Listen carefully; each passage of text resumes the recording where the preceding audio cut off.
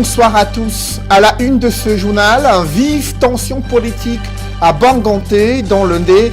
L'élection du maire est bloquée à cause des dissensions au sein du conseil municipal.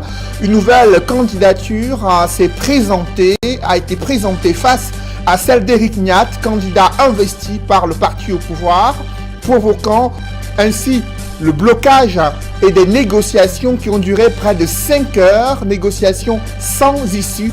Pourquoi le préfet d'Undé n'est pas allé au vote pour départager les candidats issus de la même formation politique? Quelles sont les causes profondes de la contestation virulente de la candidature d'Éric Niat à la tête de la mairie de Banganté? Nous en parlerons au cœur de ce journal. Et à l'international, la France compte soutenir la dette, la nécessité de restructurer et d'annuler la dette des pays africains lors du prochain sommet du G20, réunissant les 20 pays les plus industrialisés. D'autres résolutions ont été prises au terme de ce sommet portant sur les économies africaines affectées par la crise sanitaire. Nous en parlerons dans la page internationale du 20h.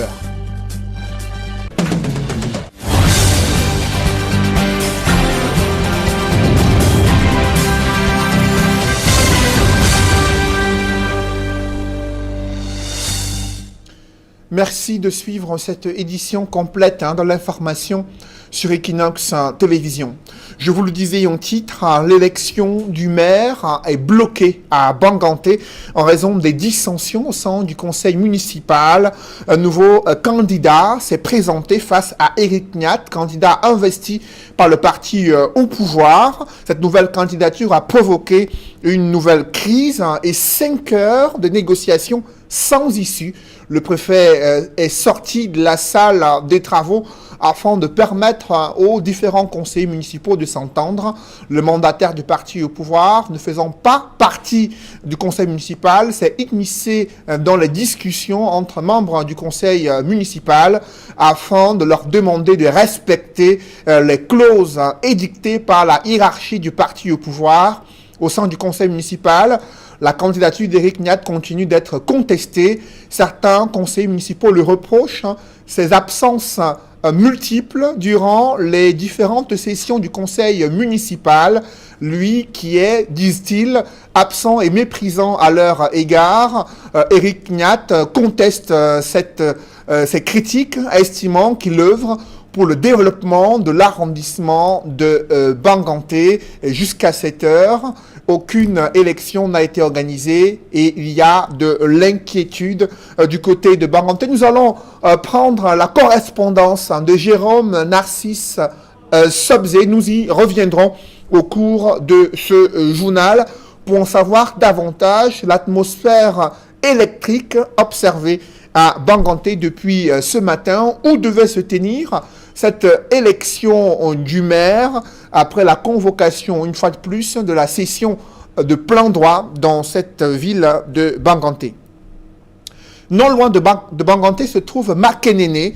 Là-bas, les habitants se plaignent de la destruction de leur maison à la suite des tirs effectués dans une carrière. Ils notent qu'il y a des atteintes à l'environnement, notamment la pollution d'un cours d'eau. Les populations se plaignent d'avoir été flouées par l'entreprise chinoise qui exploite la carrière en question. Approchée par nos reporters, l'entreprise n'a pas souhaité s'exprimer sur les accusations formulées par les populations. Des précisions avec Emmanuel Job et Marcelin Gansop. Le premier tir, tu montes là. Ça commence du bas en montant. Les plaintes d'un habitant du quartier Carrière, à Makenene. Obligé de faire ça. À la suite de nombreux tirs effectués par l'entreprise Sino Hydro, plusieurs maisons d'habitation ont pris un sérieux coup. J'ai été victime, j'ai fait mes efforts en tant qu'handicapé, j'ai remonté le mur tombé. Finalement, il y a encore eu beaucoup d'autres tirs qui m'ont mis à terre. Finalement, le mur, c'est encore eu une fissure. Voilà la carrière à un pas de nous. Mais toutes les maisons sont là, toutes les maisons que vous voyez à côté de la carrière sont comme ça, fissurées. Pour ceux qui ont résisté, ceux qui ne peuvent pas résister tombent. Franchement, parce que vraiment, les tirs sont violents. Si les victimes, une centaine au total, ont été recensées, il y a que la réparation n'a pas été à la hauteur des dégâts enregistrés. Les populations dénoncent un jeu de dupes, malheureusement entretenu par certains leaders, guidés par leur seul intérêt. Moi particulièrement, ils sont venus faire le constat et me donnant un pauvre 20 000. C'est les 20 000 là que vous voyez, les pierres que j'ai cassées là. Handicapé de mon état, j'ai beaucoup fait des efforts pour avoir de petits tas de pierres que vous avez vu là par rapport à leurs 20 000. Donc les 20 000 là, c'est minable, c'est comme s'ils venaient se moquer de nous. Et ils ont calculé, monsieur, croyez-moi, ils sont intelligents. Je parle de l'intelligence dans la négativité parce que ça ce n'est pas de l'intelligence. Ils ont profité de la période sèche des parents pour les citoyens avec les miettes. Parce que quand un parent se rend compte qu'il n'a même pas, un franc symbolique dans ses poches, quand vous venez avec 20 000, il prend comme si, dans l'ignorance, il prend en remerciant. En plus des dégâts sur les maisons, les populations dénoncent de graves atteintes à l'environnement. Voilà, ça c'est un lac qu'ils ont créé. C'est un lac qu'ils ont créé dans la zone. Ils ont créé ce lac pour drainer l'eau. Et là, ils vont l'utiliser. Mais qu'est-ce qu'ils feront de cet espace après leur passage à Makinene? Est-ce qu'on va laisser ça comme cela? Ici, nous sommes au site, à la centrale d'Enrobé de la carrière de pierre. Tous les déchets de bitume que vous voyez sont déversés dans la nature. Et dans cet espace, il n'y a plus de vie. Quand Sino Hydro va partir, on n'aura plus de repousse d'herbe dans cette zone. Ce ne sera plus une zone exploitable. On ne pourra plus exploiter cette zone. Et ce sont des hectares et des hectares. Même l'unique cours d'eau qui serpente plusieurs quartiers de la ville de Makinene n'a pas été épargné par la pollution. On a un cours d'eau qui dessert toute la population, qui est aujourd'hui totalement exploité par Sino Hydro pour ses activités. Sino Hydro prélève de l'eau dans cet espace-là. Et on a eu depuis 2 ans la malheureuse observation de ce que cette eau sèche, ce qui n'existait pas. Et ce qui est encore plus dramatique, c'est qu'ils exploitent cette eau et ils n'ont même pas pu aménager des sources d'eau pour les populations. Aucun forage. Avoir de l'eau aujourd'hui dans le quartier, c'est tout un problème. On se pose la question, mais Sino Hydro est venu finir la vie des populations et partir. Face aux plaintes des populations, nous entreprenons de rencontrer les responsables de l'entreprise Sino Hydro qui construit le tronçon de route qui va de Kalon à Tonga. Peine perdue. Les 3 jours qui nous sont donnés pour répondre à nos préoccupations vont s'écouler sans aucune réaction, et ce en dépit de nos multiples relances. C'est finalement auprès du chef du quartier que nous apprenons que cette entreprise n'a rien respecté par rapport aux engagements pris au départ, avant le début de l'exploitation de la carrière de Makinene. Jusqu'au début, là, nous sommes entendus qu'on avait des besoins.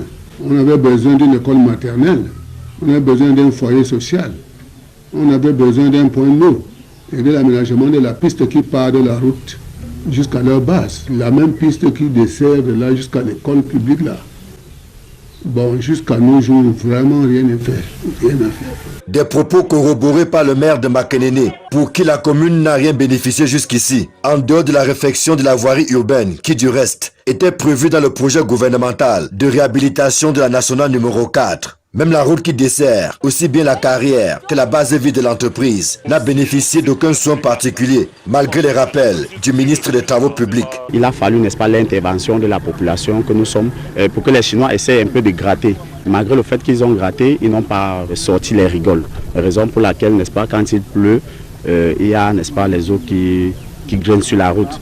À Makinene, les populations et les responsables de l'entreprise Sino Hydro se regardent en chien de faïence. Ceux qui vivaient de l'exploitation artisanale de la carrière tirent désormais le diable par la queue. Quand les Chinois sont arrivés là, ça a totalement changé parce que dès leur arrivée, ils nous ont fait sortir de la carrière. Vraiment, c'est très difficile pour nous maintenant d'inscrire nos enfants à l'école. Manger même à la maison, là, c'est des problèmes. Avant, vous faisiez comment? Avant, vraiment, là-bas, on cassait ces cailloux comme ça là. Quand c'était comme ça, on réduit encore en gravier pour vendre. Non, actuellement, là, eux-mêmes les Chinois, quand ils cassent leur gravier avec la machine, ils vendent. Tout ce que nous, on ramasse même derrière les monts là pour transformer en gravier, là, on ne parvient plus avant parce qu'on ne peut pas faire la concurrence avec les Chinois. Même les melons, eux, ils vendent. Le gravier, ils vendent. Ils nous interdisent dans leur site. Même quand l'érosion, l'eau descend, ça lave le sable un peu à côté. Là. Quand on ramasse ça, ils nous empêchent de toucher à ça. Les autorités de la ville, ainsi que les ministères en charge des mines et de l'environnement, ont été saisis relativement au calvaire que vivent les populations. Leur réaction reste attendue pendant que les populations voient d'un mauvais œil le départ de l'entreprise dès la fin des travaux, sans que leur localité n'ait rien reçu. Que deviendra cet espace après le passage de Sino Hydro? S'il fait soleil, vous faites l'effort de mettre le pied ici, vous calez, hein? De nombreux mots minent l'unité nationale au Cameroun. Le constat est fait à la veille de la célébration du 20 mai 2021. En raison de la pandémie, les parades militaires et civiles ont été interdites et annulées, principalement par le gouvernement, mais le constat est inquiétant. La persistance de la crise anglophone, les tensions dans l'espace politique et la montée en puissance des discours haineux illustrent des inquiétudes sur les fissures observées autour de la cohésion nationale et l'unité au Cameroun. Analyse signée Guizogo. «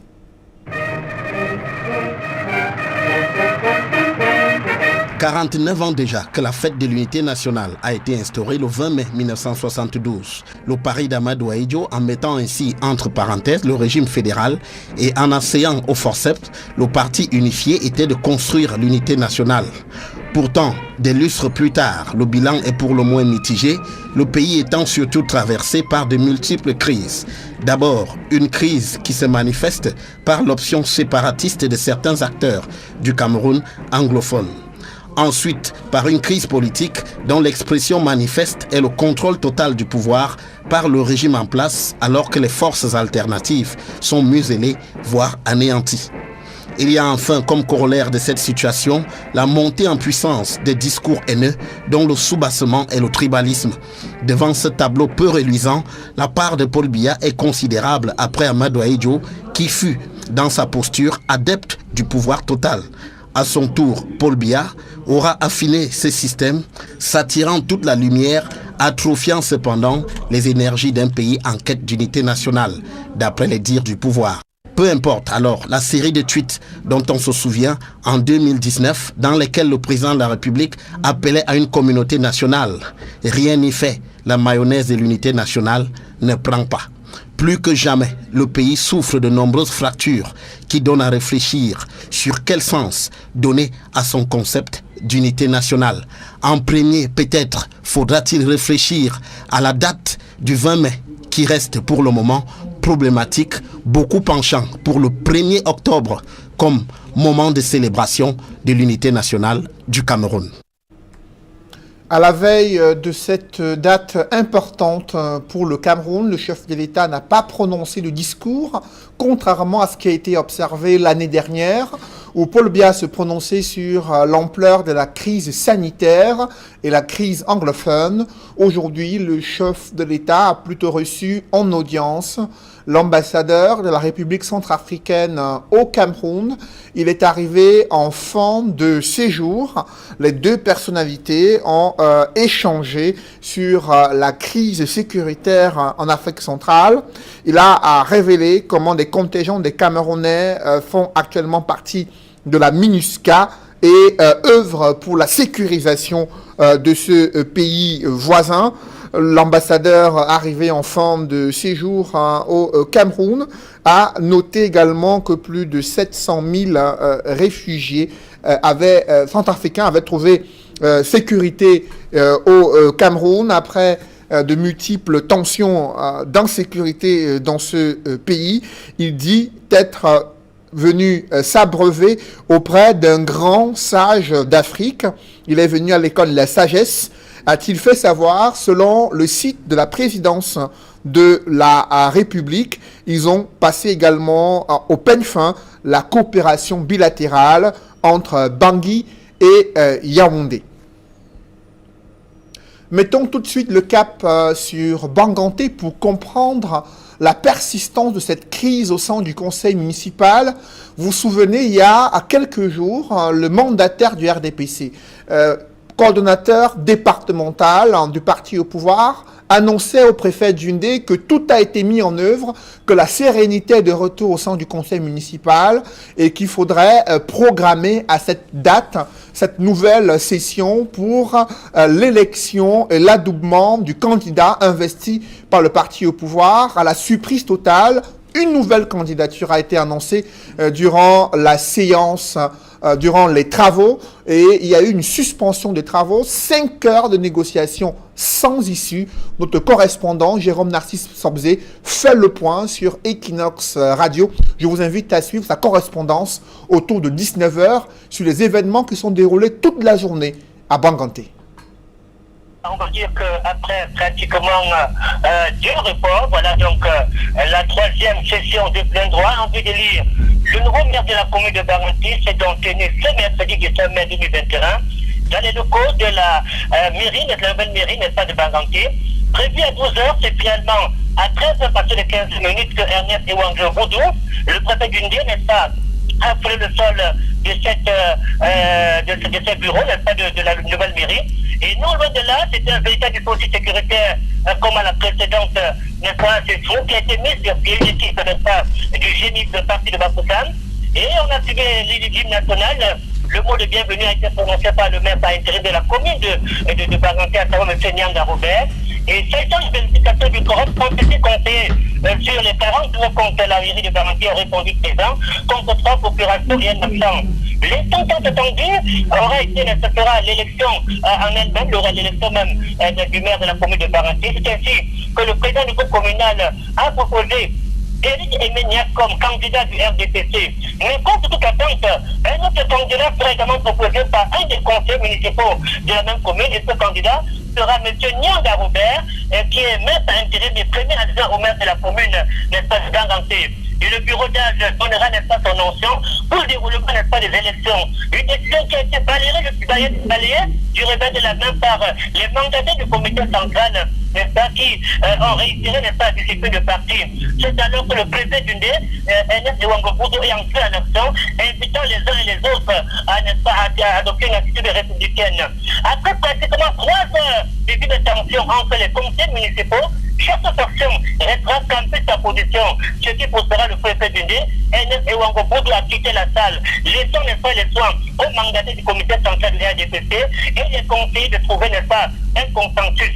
À l'heure actuelle, n'est-ce pas, où nous sommes ici, les travaux sont bloqués et le comité, les mandataires du comité central, n'est-ce pas, sont en pourparlers avec les conseils municipaux et on pourrait, n'est-ce pas, s'acheminer vers un 3e report. Voilà tout ce que l'engagement qui règne ici, du côté de Banganté notamment, à la nouvelle mairie de Banganté où se tient, n'est-ce pas, où se tient ce conseil, cette session extraordinaire du conseil municipal. Un document Equinox Radio venait de suivre Jérôme Narcisse Sobzé qui faisait le point sur la situation à Banganté à 19 h. Nous y reviendrons certainement avant la fin de ce journal pour en savoir davantage sur la situation tendue et électrique à Banganté dans le département du Ndé. Évoquons à présent ces réformes engagées par les États de la CEMAC en 2020. Vous le savez, alors que le Cameroun et d'autres États de la CEMAC sont à la recherche de nouveaux financements auprès du Fonds monétaire international, très peu de réformes ont été implémentées, alors qu'un programme de réformes économiques et financières a été mis en place au lendemain du sommet extraordinaire des chefs d'État de la CEMAC en 2016. Les experts de la CEMAC et le secrétariat permanent du PREF-CEMAC notent qu'il y a de nombreuses réformes à engager pour sortir l'Afrique centrale d'une crise économique sans précédent. D'autres précisions avec Mathilde Akemazou et Donald Brice Kamgan. C'est surtout sur les questions de coopération internationale que les États de la communauté économique et monétaire de l'Afrique centrale ont eu des performances satisfaisantes en 2020. Le secrétariat technique du programme de réforme économique et financière de la CEMAC note que tous les pays de la sous-région ont conclu des accords avec le FMI en dépit du retard accusé dans le calendrier. En matière de politique budgétaire, le PREF-CEMAC relève que les efforts ont été consentis sur le plan du renforcement de la politique fiscale au premier trimestre 2019 et 2020. Des actions remplissant 88% des objectifs prévus, même si ces efforts ont été freinés par la survenue du Covid-19. Cependant, il reste à faire aboutir le projet de la stratégie communautaire de l'inclusion financière. Il reste l'approfondissement du marché financier sous-régional. Et il faut continuer d'assurer un traitement approprié des arriérés de paiement interne. En matière de politique monétaire et de système financier, le pilier 2, le secrétariat du PREF-CEMAC note la redynamisation des marchés financiers et les réformes entreprises par la BDAC, notamment le renforcement de la réglementation des changes. En ce qui concerne les réformes structurelles, les actions de diversification des économies et de développement du secteur privé ont permis de porter de 7,6 en 2019 à 9,1 points les performances de ce pilier. Je voudrais aussi que vous puissiez noter que sur le plan du renforcement de la stabilité, de l'inclusion financière, de la lutte contre le blanchiment des capitaux, les actions réalisées dans ce cadre ont été satisfaisantes. Le pilier sur l'intégration régionale a connu quelques avancées, avec des progrès sur les projets intégrateurs et l'édification du marché commun. Pour la deuxième étape du programme de réforme économique et financière, les États de la sous-région devront se montrer plus ambitieux. Nous voyons que l'impact des politiques et des réformes mises en œuvre pendant la première phase du PREP-CEMAC et jusqu'en 2019 est patent. Malheureusement, certaines avancées enregistrées ont été effacées par la crise sanitaire de la Covid-19 survenue en 2020. La deuxième étape de cette série de réformes arrêtées par le chef d'État doit être exécutée sur la période 2021-2025. Les propositions de réajustement ont été faites en tenant compte des défis sociopolitiques et sanitaires auxquels les pays de la CEMAC sont confrontés. En plus de cette crise économique qui frappe de plein fouet l'Afrique centrale depuis 2014-2016, il y a la crise sanitaire aux conséquences désastreuses pour le continent africain. Selon le Fonds monétaire international, il faudrait près de 285 milliards de dollars sur les 5 prochaines années afin d'aider les pays africains à faible revenu pour une réponse globale à la crise sanitaire. L'information est contenue dans les résolutions du sommet qui s'est tenu à Paris visant à trouver des voies de financement pour les économies africaines. La France est engagée à porter la voix de l'Afrique lors du prochain sommet du G20. Des mécanismes financiers innovants ont également été élaborés au terme de cette rencontre entre certains chefs d'État africains et le président français Emmanuel Macron. D'autres détails dans ce reportage signé Gladys Sidier. Solution pour mettre fin au gouffre financier causé par la crise sanitaire du coronavirus sur le continent africain. Emmanuel Macron exhorte les pays riches à aider les économies africaines. Les pays africains ont besoin de financer leur relance, mais contrairement aux grandes puissances, ils n'ont pas les mêmes capacités. Le président français propose donc de récolter 100 milliards de dollars pour lancer le New Deal pour l'Afrique. L'objectif de ce sommet pour nous était double, apporter des réponses de court terme et lancer une dynamique qui puisse véritablement créer ce New Deal économique et stratégique avec le continent africain. Et je crois que sur ces deux volets, nous avons réussi aujourd'hui à avancer. Selon Emmanuel Macron, il faut plus que tripler l'enveloppe naturelle de l'Afrique à l'occasion de l'émission des droits de tirage spéciaux. Et le travail que la France devra faire dans les prochaines semaines, c'est de convaincre les autres à faire le même effort qu'elle, à commencer par les États-Unis. Et cela suppose une réallocation massive de la part de tous les pays les plus riches, précise le président français.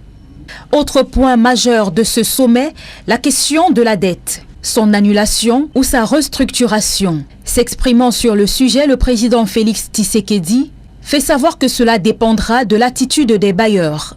Mais l'Afrique a sa part de responsabilité. Et pour le président en exercice de l'Union africaine, il faudra annuler immédiatement la corruption et les détournements de fonds publics. Disons-le clairement, s'il y a ce traitement particulier réservé à l'Afrique, c'est parce qu'en Afrique aussi, nous émettons des signaux qui ne rassurent pas. Nous devons absolument lutter contre les antivaleurs telles que la corruption, le blanchiment d'argent. Nous devons avoir des systèmes économiques transparents qui rassurent les investisseurs.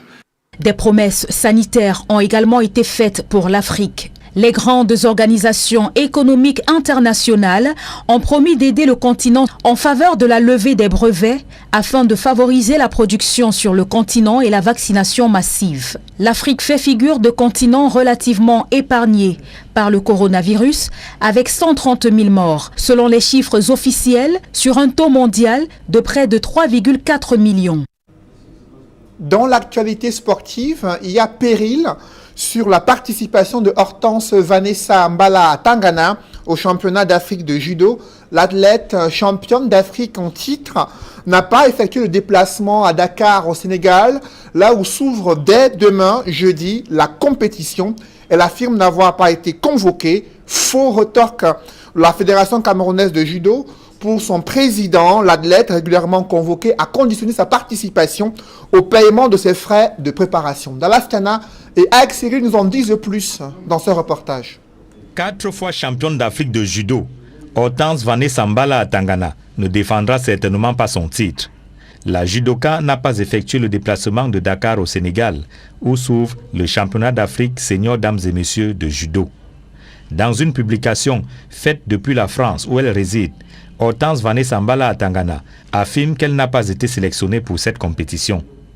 Tout en dénonçant l'attitude de la Fédération camerounaise de judo, l'athlète précise que le championnat d'Afrique qui s'ouvre à Dakar était pour elle l'occasion de mieux préparer les Jeux olympiques de Tokyo.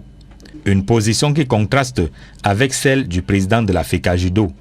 Alain Christian King Edihan affirme que Hortense Vanessa Mbala Tangana a bel et bien été sélectionnée. Elle est même supposée monter sur le tatami le week-end prochain. Si cet athlète a été engagé pour les championnats d'Afrique, c'était juste pour le podium et non pour une qualification olympique. Ni de près, ni de loin, ça n'a pas d'incidence sur sa qualification aux Jeux olympiques. Néanmoins, elle a été engagée par la Fédération camerounaise de judo. Jusqu'à date, elle est encore engagée aux championnats d'Afrique et nous l'attendons. Nous sommes prêts et disposés à la faire venir à tout moment. La preuve, c'est qu'elle combat le samedi, donc nous l'attendons et la balle est dans son camp. Sur le site de la African Judo Union, la Confédération africaine de judo, l'on peut voir que le Cameroun aligne 8 athlètes au championnat d'Afrique, 3 messieurs et 5 dames, parmi lesquels Hortense Vanessa Mbala Tangana dans la catégorie plus de 78 kg. Au dit du président de la fédération, la championne d'Afrique en titre aurait conditionné sa participation au paiement d'une somme de plus de 3 000 €, environ 1 950 000 francs CFA, représentant ses frais de préparation. Elle a exigé que la Fédération camerounaise de judo mette à sa disposition près de 3 370 €. On ne sait pas à quoi ça correspond. Elle nous a dit que ça correspondait à sa préparation et à son visa. Auquel cas, si cette somme n'était pas mise à sa disposition, elle ne participe pas au championnat d'Afrique. Alors que le championnat d'Afrique senior dames et messieurs de judo s'ouvre à Dakar au Sénégal, le Cameroun étale ses dissensions. Une communication anticipée et bien ordonnée de la Fédération camerounaise de judo aurait pu permettre d'éviter cet imbroglio.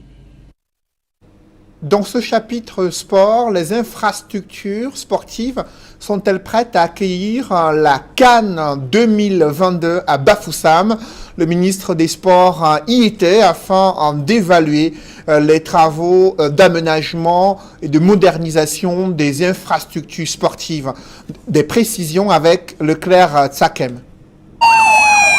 Le ministre des Sports et de l'Éducation physique n'a pas eu de répit durant les 3 jours de son séjour dans la région de l'Ouest. Narcisse Mollet-Kombi a tour à tour visité les infrastructures aéroportuaires, sanitaires, hôtelières, routières et sportives, devant accueillir l'une des poules de la 33e édition de la Coupe d'Afrique des Nations que le Cameroun abrite à partir du mois de janvier prochain. La cohérence et la pertinence de notre présence sont en rapport avec la permanence et la constance de la volonté du chef de l'État de faire en sorte que l'Ouest accueille dans les conditions les meilleures la CAN. Et ces conditions sont liées à l'état des infrastructures sportives. Nous devons dire notre satisfaction déjà. Pourquoi? Parce que lors de nos derniers passages, nous en étions à l'examen de la mise en œuvre d'un certain nombre de recommandations que la CAF avait eu à faire. L'une des recommandations les plus saillantes concernait l'état de la voirie urbaine et de ce que l'on appelait à l'époque la traversée urbaine de Bafoussam. Nous avons eu le grand bonheur de constater que ces problèmes ont été résolus. Si le stade de compétition Kwekon affiche fière allure, il y a quelques travaux à parfaire des stades d'entraînement. Les terrains de Bango et Bafan viennent en supplément. Ceux-ci ont été consentis par l'État du Cameroun pour approcher les équipes de leur lieu d'hébergement. Côté hôtel, certains sont prêts. D'autres par contre affichent quelques insuffisances mineures. Il faut accroître la capacité d'hébergement. Covid-19 oblige. Ça sera une personne par chambre. D'autres cadres d'hébergement ont été explorés à Banganté. Le président du COCAN a saisi l'occasion pour lever l'équivoque suscité par la publication des stades homologués pour les éliminatoires de la Coupe du Monde Qatar 2022 par la Fédération internationale de football association, pour laquelle le stade Omnisport Bafoussam est absent. Les plus attentifs ont dû se rendre compte de ce qu'il s'agissait là, de l'affichage des stades homologués dans la perspective des éliminatoires de la Coupe du Monde qui se joue au Qatar en 2022. Voyez-vous, le Cameroun a 7 stades de dimension internationale et qui sont tous proposés pour la CAF, à la CAF pour la CAN. Olembe, par exemple, qui est le plus grand de ces stades avec 60 000 spectateurs, n'y figure pas. Kwekon devrait y figurer, mais n'y figure pas pour une raison simple. Il s'agit d'une liste qui a tenu compte des stades ayant abrité des compétitions sportives internationales jusqu'à une certaine époque. La prochaine mission d'inspection de la Confédération africaine de football est annoncée au Cameroun à partir du 21 mai prochain. Un public reportage dans ce journal, un Général Express Voyage innove à travers l'aménagement, la modernisation de ces différents espaces permettant le débarquement et l'embarquement des passagers. Des bus VIP viennent renforcer la flotte de cette compagnie de transport interurbain. Regardez plutôt. Depuis plus de 17 ans, nous disposons d'énormes moyens pour assurer la sécurité de nos millions de passagers. En voyage VIP, le respect des horaires de départ est une règle d'or. Car nous sommes une équipe chevronnée et qualifiée, disponible 24 heures sur 24. Madame, Messieurs, nous vous amenons à savourer le plaisir de voyager à destination de l'Ouest Cameroun. Général Express Voyage, tu es le Goliath de l'interurbain au Cameroun. À partir de nos agences de Douala, de Yaoundé et de l'Ouest Cameroun, nous offrons le meilleur du voyage VIP. Bienvenue à Général Express Voyage, Yaoundé-Biémassi. Après l'accueil des passagers et leur installation en salle VIP, nous procédons à l'embarquement des bagages.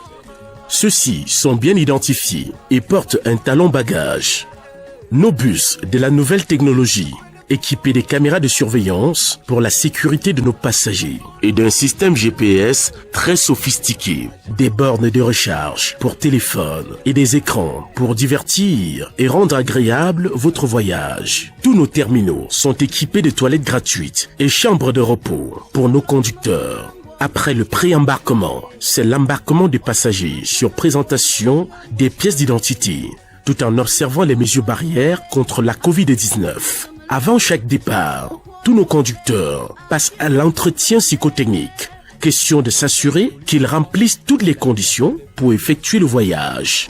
Et le confort et la sécurité des passagers, c'est ta priorité. Tu ne ménages aucun effort quant à l'investissement, papa. Pour redorer le blason du transport au Cameroun. Chapeau. Il s'appelle comment? Général. C'est quoi son nom? Nos hôtesses et l'ensemble du personnel sont toujours à l'écoute de notre aimable clientèle. Sérénité et sécurité assurée par nos conducteurs, dévoués à la tâche, rassurent les passagers à bord. C'est l'heure de départ. Le bus VIP, à destination de Bafoussam, à l'ouest du Cameroun, quitte le terminal de Yaoundé-Biémassi. Allez toi dans le bus là, Allez toi dans le bus là, allez toi les chauffeurs là, allez toi les chauffeurs là, allez toi dans le bus là, allez toi dans le bus là, allez toi les chauffeurs là, allez toi les chauffeurs là. Au bout de 270 km de voyage, bienvenue à Bafoussam. Bienvenue à Bafoussam. Nous entrons dans la ville et bientôt à la danse dans moins de 2 minutes. Capitale régionale de l'Ouest Cameroun. Alerté de l'arrivée du bus, le protocole d'accueil se met en place. Hôtesses et bagagistes assurent le débarquement à la grande satisfaction de nos passagers. De Yaoundé à Bafoussam, le voyage a été calme, posé et nous sommes arrivés dans de bonnes conditions. Merci encore à Général Express Voyage. Général Express Voyage, c'est du vrai VIP, je suis habitué. Disponible 24/24 pour vous servir. Nous sommes une entreprise citoyenne et républicaine. Général Express Voyage, le plaisir de voyager. Mesdames, messieurs, c'est la fin de ce journal. Merci de l'avoir suivi. Juste après cette édition de 20h, retrouvez Serge Alain Otto et ses invités pour le débrief du journal sur le plateau d'Equinox Soir.